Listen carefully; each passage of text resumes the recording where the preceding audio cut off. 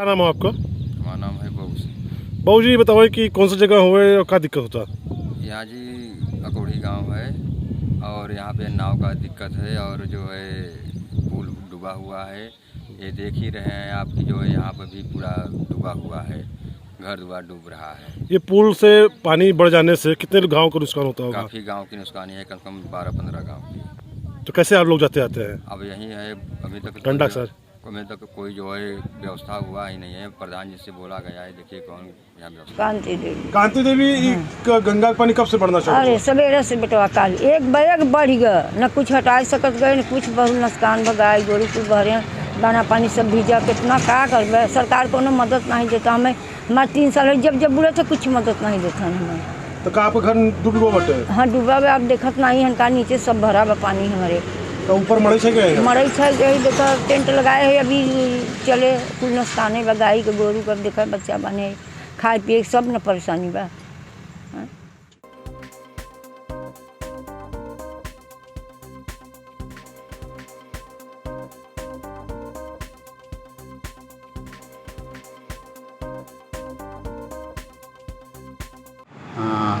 PETA नदी के पेटे का जलस्तर भर करके बाहर की तरफ फैलना शुरू हो गया है। हमने बाढ़ की तैयारियां सब कर रखी हैं। जैसे ही ये गति और आगे बढ़ता है तो खेतों में पहले पानी भरेगा और उसके बाद खतरा निशान पहुंचने तक गांव में पहुंचना शुरू हो जाएगा, लोगों की बस्तियों में पहुंचना शुरू हो जाएगा।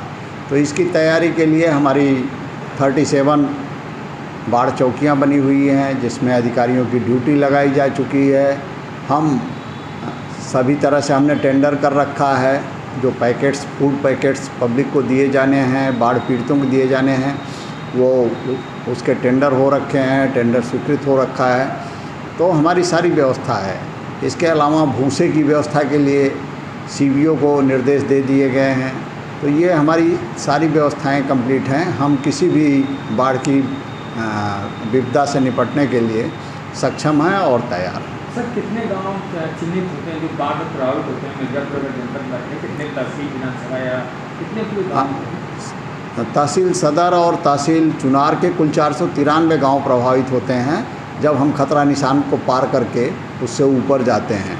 पिछली जो बाढ़ आई थी उसमें हमारे इतने गांव प्रभावित हुए थे 2019 में, और उसमें हमें जो कृषि की क्षति बहुत ज़्यादा अधिक हुई थी और उसमें हम लोग को राहत भी वितरण करना पड़ा था बड़े पैमाने पर।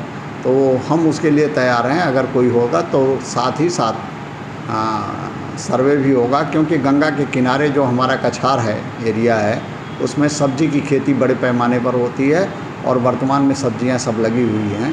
तो अगर बाढ़ बढ़ती है तो उससे सब्जियों के नुकसान संभावित है। सर बाढ़ गंगा किनारे लोग रहते हैं, बाढ़ के कारण कटान होता है, लोग अभी भी हैं, तो ऐसे में उन लोगों को क्या कोई निर्देश दिए हैं खाली करने के लिए या कोई?